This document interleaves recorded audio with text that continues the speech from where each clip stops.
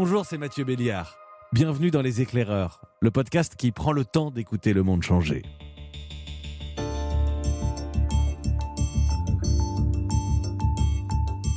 Il y a quelques semaines, dans la matinale d'Europe 1, quand on a appris que le congé paternité allait être allongé à 28 jours, j'ai invité Tristan Champion. C'est un militant. Jeune papa, 2 enfants, il souhaite que le congé paternité soit allongé au-delà d'un mois. Alors il vit en Norvège, il voit que le système marche bien là-bas, et je me suis dit que c'était ça le sens de l'histoire. Et puis, j'ai lu quelques témoignages de pères qui ne voulaient pas de ce congé paternité, qui n'en voulaient pas du tout. Alors j'ai eu envie de creuser le sujet. Qui sont les nouveaux pères et que veulent-ils vraiment ? On a parlé de papa poule. Et pour moi, ce terme de papa poule, il est erroné. Parce que, en fait, pourquoi dire un papa poule ? Mais non, pourquoi ne pas dire un papa ? Pourquoi renvoyer à maman poule ? Cette voix, c'est celle de mon éclaireuse du jour, Christine Castellin-Meunier. Elle est sociologue au CNRS. Elle a participé à la mise en place du tout premier congé paternité. Ça fait presque 30 ans qu'elle travaille sur le sujet des pères. Et elle a un côté provoque aussi. Elle n'hésite pas à parler d'instinct paternel. Vous allez l'entendre. Avec Christine Castellin-Meunier, on va comprendre que les pères, au Moyen-Âge, changeaient les bébés quand ils travaillaient au champ. Qu'on peut-être un nouveau père est resté viril. Et que dans le nouvel équilibre général à trouver, les femmes aussi doivent réfléchir à la place qu'elles laissent aux hommes. Les Éclaireurs, épisode 10. Les nouveaux pères sont-ils vraiment nouveaux ? Bonjour Christine Castellin-Meunier. Bonjour. J'aimerais savoir, est-ce que les papas ont découvert en 2020 qu'ils étaient papas, qu'ils avaient des bébés ? C'est complètement nouveau ? Non, ce qui est vraiment intéressant, c'est que, en fait, on a commencé à parler des papas poules en 1975. Pourquoi en 1975 ? Parce que, notamment, il y avait eu la loi sur le divorce par consentement mutuel. Et il y a des pères qui se séparaient et qui n'avaient pas la garde des enfants et qui revendiquaient la garde des enfants. Et ils n'avaient d'autant moins la garde des enfants que les enfants étaient tout petits. Avec cette idée que l'enfant, le nourrisson, c'est l'affaire de la femme. Et donc là, ça a commencé à bouger. Et notamment, la puissance paternelle a été remplacée par l'autorité parentale. Et ensuite, par le principe de coparentalité. Donc il y a un certain nombre d'éléments juridiques qui ont modifié le paysage de la paternité. Et ça, c'est très intéressant parce que, du coup, il y a des hommes qui, véritablement, ont considéré que c'était très important de s'occuper du tout-petit et de prendre leur place auprès du tout-petit. Faisons un petit peu d'histoire, si vous le voulez bien, Christine Castellin-Meunier, parce qu'on parle de 1970, on va même remonter beaucoup plus loin. Ouais. Vous dites qu'au Moyen-Âge, les papas s'occupaient des bébés, changeaient les couches. Voilà. Ils étaient papa-poules. Voilà, C'est de la exactement. provoque. Voilà, mais on ne disait pas qu'ils étaient papa-poules. Il y a vraiment une épopée historique, moi, que je trouve passionnante autour de la paternité. Et c'est pour ça que moi, j'ai bossé sur la paternité. Après avoir bossé sur le mouvement des femmes, j'ai été voir comment ça se passait du côté des hommes. Et alors, ce qui est intéressant, c'est qu'au Moyen-Âge, les paysans, ils travaillaient dans les champs, mais aussi à la maison. Et ils emmenaient les tout-petits dans les champs. Et tout le monde s'occupait des enfants. Et il y avait véritablement une implication des hommes dans tout ce qui concernait les affaires domestiques aussi. Mais les papapoules du côté des paysans, pas du côté de la haute. Pourquoi ? Parce que dans la haute, on ne s'occupait pas des enfants. Même les femmes les donnaient en nourrice. Donc là, il faut être bien clair. Alors, j'aimerais aussi pouvoir remonter à Sapiens, parce que c'est passionnant. Voilà. On nous a toujours dit que l'homme préhistorique était un homme, et que c'était le chasseur, et c'était le guerrier, etc. Grosse erreur. Et les anthropologues nous en parlent beaucoup maintenant. Donc, l'homme préhistorique était aussi une femme. Et en fait, les femmes qui étaient des nomades, des chasseurs-cueilleurs, bref, elles avaient les bébés, mais les hommes s'occupaient aussi des bébés. Et tout le clan, une 50aine de personnes, prenait en charge les enfants, les bébés, les invalides et tout ça. Donc on vire cette image de l'homme violent, on vire cette image que l'humanité est née avec la domination masculine. Et c'est important pour s'émanciper de tous les stéréotypes concernant le masculin, le féminin, la paternité, la maternité, de se dire, bah oui, c'est pas inhérent à l'espèce humaine. Il y a eu comme ça une épopée dans l'histoire assez fabuleuse, et on arrive à la Révolution française, où c'était l'âge d'or des pères, parce que le père possédait tous les pouvoirs, y compris sur les enfants majeurs. Il pouvait les faire envoyer en prison si l'enfant ne voulait pas épouser la femme que le père voulait qu'il épouse, etc., etc. Et donc là, à la Révolution française, il y a une diminution du pouvoir des pères. Il n'a plus le droit de déposséder le cadet par rapport à l'aîné. Il n'a plus le droit de déposséder la fille par rapport au garçon. Et il perd ses pouvoirs sur les enfants majeurs. Et ça, c'est intéressant parce que du coup, on sent bien que ça libère des choses du côté des relations entre les hommes et les femmes. Mais par contre, les sphères de vie se séparent. Et du coup, on a l'homme qui part travailler loin de chez lui. Les hommes sont dans la sphère publique, les femmes dans la sphère privée. Et là, les rôles se clivent entre les hommes et les femmes. Et la mère est mère, épouse, elle élève ses enfants, c'est la seule qui s'occupe des enfants. Et le père, lui, c'est ramener l'argent, avoir un rôle social, politique, etc. Et là, c'est un appauvrissement, finalement, du côté des fonctions parentales. Et on a hérité de ça aujourd'hui. Et on a bien du mal à s'en défaire. Et donc, on a bien du mal à accepter qu'on est passé d'une paternité institutionnelle à une paternité relationnelle. C'est quoi la paternité relationnelle ? La paternité relationnelle, c'est une paternité où le père est présent, s'occupe des enfants. Un père aujourd'hui, un jeune père qui avoue qu'il ne sait pas changer son enfant, ça fait tâche. Qui avoue qu'il ne sait pas composer un biberon, ça fait tâche. Un père impliqué, relationnel, il est présent et il connaît les besoins de son petit et il sait s'en occuper. Et il entre en relation, en communication avec ce petit et il comprend les besoins de ce petit. On va saluer les pionniers quand même des années 70, ces papas qui allaient chercher leurs enfants à l'école et à qui on disait dites à la maman qu'il a bien pris son sirop. Voilà, c'est ça. Et moi, ça m'avait impressionné des puéricultrices. J'avais assisté à une réunion et je voyais un clivage entre les puéricultrices jeunes et âgées. Et il y avait des réflexes comme ça du côté des puéricultrices âgées qui étaient systématiques. Quand le père venait chercher le petit, qui disait vous direz à la mère que, comme si le père n'était pas un éducateur à part entière, comme si c'était un intermédiaire uniquement, pas un partenaire éducatif.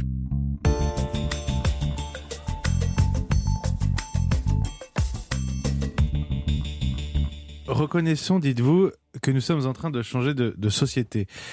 Ces nouveaux pères dont nous parlons, c'est un vrai bouleversement. Pour qui d'abord ? Pour les pères eux-mêmes ? Pour les enfants ? Les mères peut-être ? La société tout court ? Pour tout le monde. Alors, pour les pères, parce que les pères doivent innover, parce que tous n'ont pas eu un père impliqué, relationnel, présent, et donc ils n'ont pas de modèle d'identification, ils n'ont pas de repères, et donc ils doivent innover dans une société qui est encore très machiste. Alors les enfants, eux, sont ravis, ce qui compte pour eux dès la naissance. Et ça, moi j'ai trouvé ça fabuleux.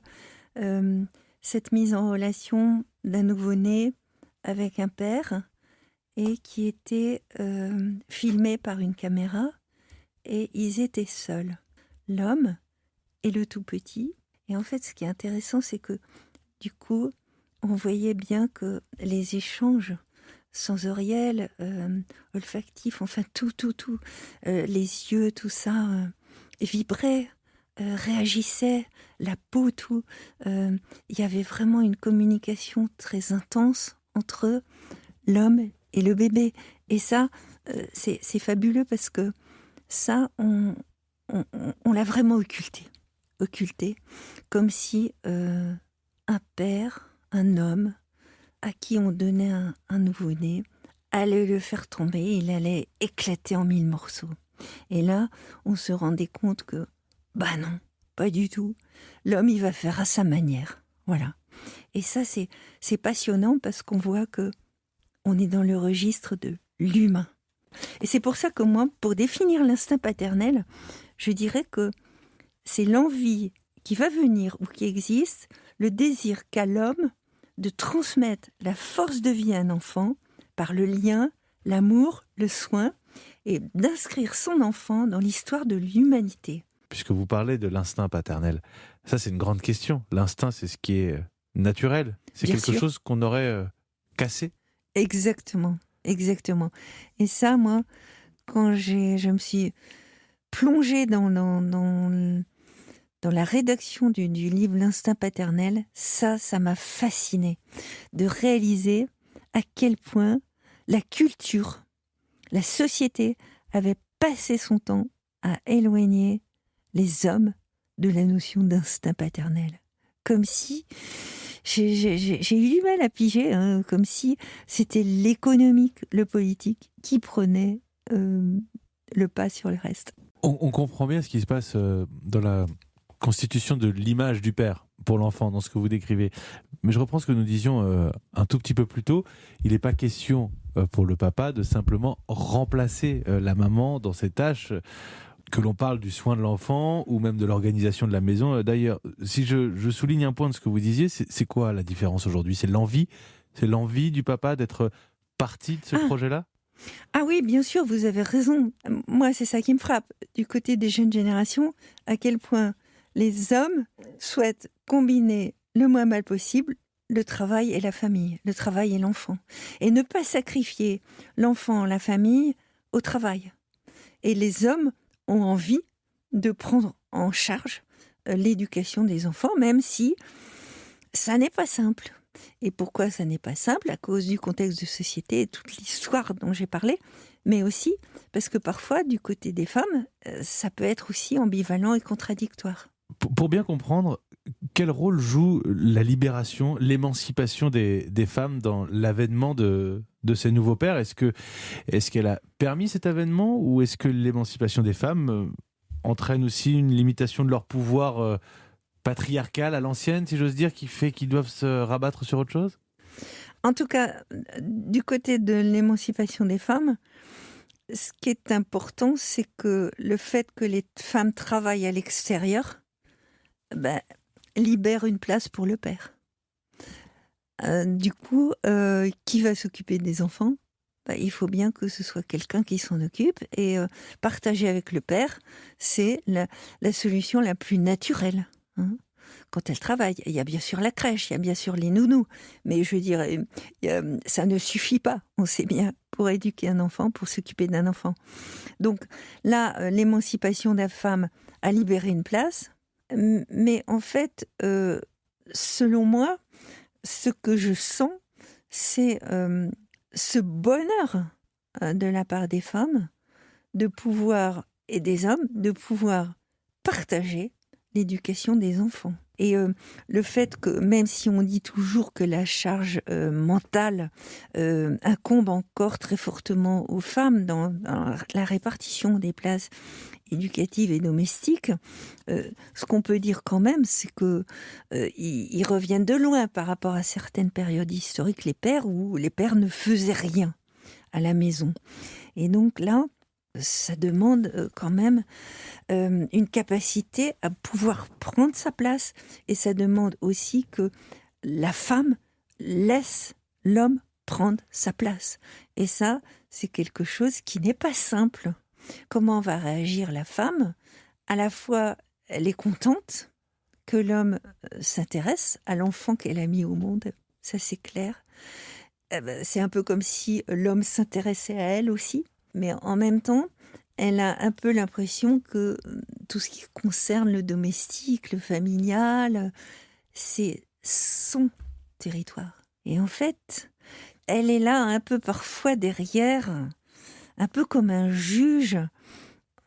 Il a mis la couche de travers. Ouah, il n'a pas mis les deux chaussettes de la même couleur. Ouah.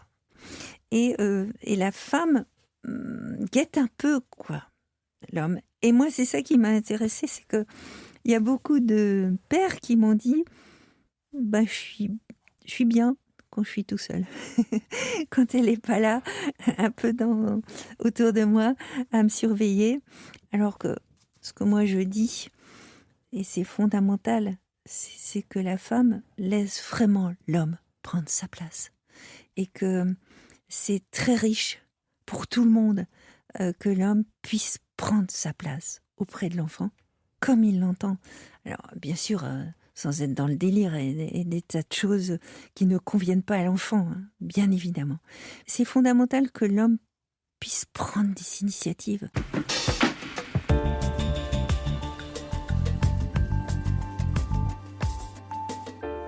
Le nouveau père, il est viril. Ouais, bien sûr. Justement, j'ai tourné beaucoup autour de ça. Parce que je suis tombée sur la définition étymologique de viril. Alors, viril, autrefois, prenait un E. Et c'était associé à vis, vir, vénéror, Vénus. Et c'était la référence à force de vie. Désir ardent de vivre. Et bien sûr, on comprend que là, dans ce sens-là, ça s'adresse aux vivants, qu'on soit fille ou garçon, qu'on soit homme ou femme. Et ensuite, on a retiré le E au profit du masculin uniquement, et en fait, au profit du guerrier, au profit du conquérant, au profit du destructeur. Hein. Et là, effectivement, viril est devenu quelque chose qui renvoie à la domination, au machisme. Alors, ma réponse à le papa impliqué relationnel est-il viril, hein? C'est bien sûr que oui, mais dans le sens du non-machiste. Viril, mais non-machiste. Ça répond très clairement à la question, mais du coup est-ce que le papa, quand un nouveau-né vient au monde, est-ce que ça a vraiment du sens qu'il reste à la maison ? Je vais vous parler du congé paternité, c'est ce qui a fait l'actualité ces dernières semaines. C'est si essentiel d'avoir le papa à la maison dans les premiers jours, premières semaines ? Alors, concernant le congé de paternité, 7 jours obligatoires. Le côté obligatoire contraint, je comprends que ça provoque un peu des réactions parfois d'hostilité. Mais en même temps, ça me paraît nécessaire de forcer la société à reconnaître l'importance de l'implication des pères auprès de l'arrivée au monde de ce tout petit. Pourquoi ? Parce que ça permet comme ça la création du lien dès l'arrivée au monde de l'enfant. Et ça, c'est fondamental. Mais quand on a travaillé ces sujets-là, y compris sur l'antenne d'Europe 1 le matin, moi ce que je comprends aussi, c'est qu'on a quand même peut-être des papas, ces nouveaux pères, des pères relationnels, qui seraient demandeurs de ce congé paternité. La réalité, c'est que la société, elle n'est pas encore prête. On a encore des pressions au boulot pour les papas qui voudraient prendre trop de jours de congé paternité, par exemple. Oui, dans cette société qui est complexe, dans laquelle l'égalité n'est pas réalisée des salaires entre les hommes et les femmes, c'est tellement encore important, cette idée que c'est l'homme qui a le salaire le plus élevé dans une famille, qu'effectivement on comprend qu'il y ait des réactions et qu'il y ait des difficultés. D'accord. Mais en même temps, on a besoin d'aller dans le sens de l'histoire. Le sens de l'histoire pour moi, et c'est pour ça que je suis très optimiste, le sens de l'histoire, c'est d'aller vers une répartition des places et des rôles beaucoup plus égalitaire entre l'homme et la femme, et qui permettent à chacun, face à la vie, il doit savoir prendre en charge les besoins pour entretenir la vie. Voilà, ça c'est fondamental. Et la société doit changer. Et on doit sortir aussi de ces logiques économiques. On doit sortir de la logique de la domination. On doit aller vers une société beaucoup plus égalitaire en termes de droits, en termes de salaire, de carrière. D'autant que on va vers une société où la question de la reproduction, elle est beaucoup moins importante qu'autrefois. Autrefois, ce qui était fondamental, c'est de faire des enfants, notamment pour la survie de l'espèce. Aujourd'hui, C'est tout à fait autre chose. On vit beaucoup plus longtemps, on fait beaucoup moins d'enfants dans les pays occidentaux. Et donc, finalement, la différence, elle s'atténue considérablement entre l'homme et la femme. Alors je voudrais qu'on aille encore plus loin. Mhm. On parlait des nouveaux papas et des nouveaux modèles familiaux. Dans ce débat, est-ce qu'il y a de la place pour la question de la monogamie ? Bah, moi, ce que je trouve super, c'est si, dans un futur pas si lointain, chacun a le choix de concevoir, entre guillemets, je dirais pas sa cellule familiale, parce qu'on appellera ça autrement, de concevoir sa conjugalité, sa parentalité.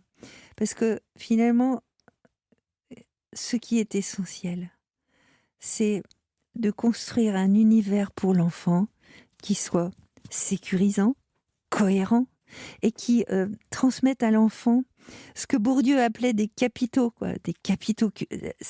Et il n'en parlait pas uniquement en termes économiques, bien sûr. C'est des capitaux culturels, économiques, sociaux. Alors, il ne parlait pas des capitaux affectifs. Moi, j'ajouterais bien sûr les capitaux affectifs, capitaux symboliques, etc.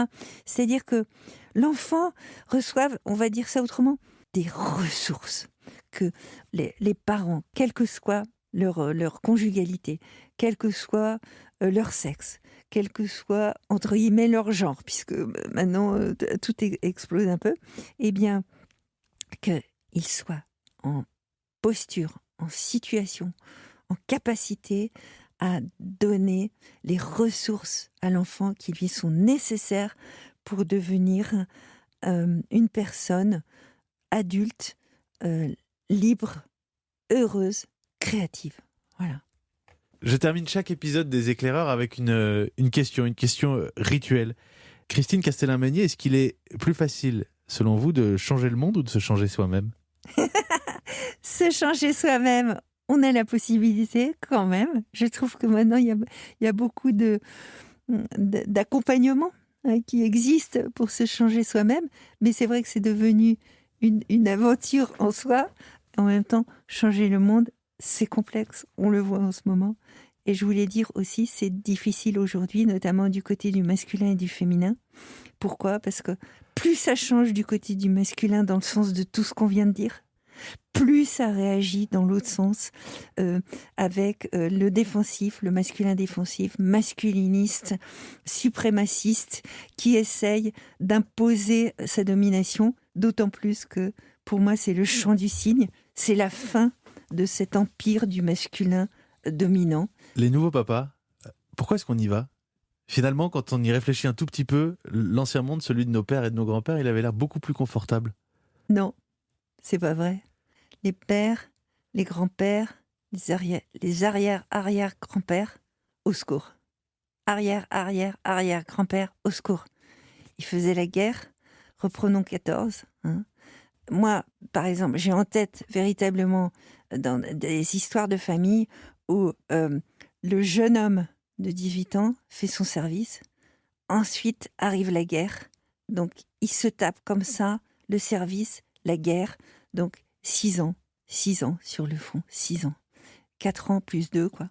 Et donc 6 ans militaire, 6 ans à voir ses compagnons mourir, 6 ans. Et alors là, justement, la guerre aussi, donc 14-18, 39-40, mais c'est très intéressant de réaliser que il y a toute une réflexion sur la façon dont les guerres ont entamé la conception du masculin. Là, les hommes ont perdu complètement la foi dans le montage, l'idéalisation du masculin qui avait accompagné leur éducation. Et notamment parce que ils avaient vécu des désastres, la mort autour d'eux, vu leurs compagnons mourir, et ils étaient détruits eux-mêmes. Christine Castellin-Meunier, merci beaucoup. Merci beaucoup. Et excusez-moi parce que j'ai parlé longtemps. Mais on est là pour ça. Merci, c'est tellement rare. Merci beaucoup.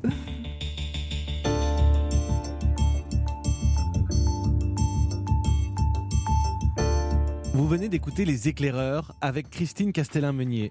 Elle a beaucoup écrit sur les pères. Si vous voulez en savoir plus, vous pouvez lire par exemple L'instinct paternel, plaidoyer en faveur des nouveaux pères. C'est sorti chez Larousse l'année dernière. Les Éclaireurs est un podcast Europe 1 Studio avec Juliette Berger à la programmation, Fanny Rascle à la production et Jean Lénaf à la réalisation. Permettez-moi au passage de remercier Skogcat qui nous a dit qu'il a beaucoup aimé ce podcast découvert pendant une insomnie. Finalement, c'est aussi ça, prendre le temps d'écouter le monde changer. On parlera d'insomnie un jour, tiens. Bref, n'hésitez pas à nous laisser des messages, à vous abonner, à commenter, à en parler autour de vous. Et on se retrouve très vite dans Les Éclaireurs.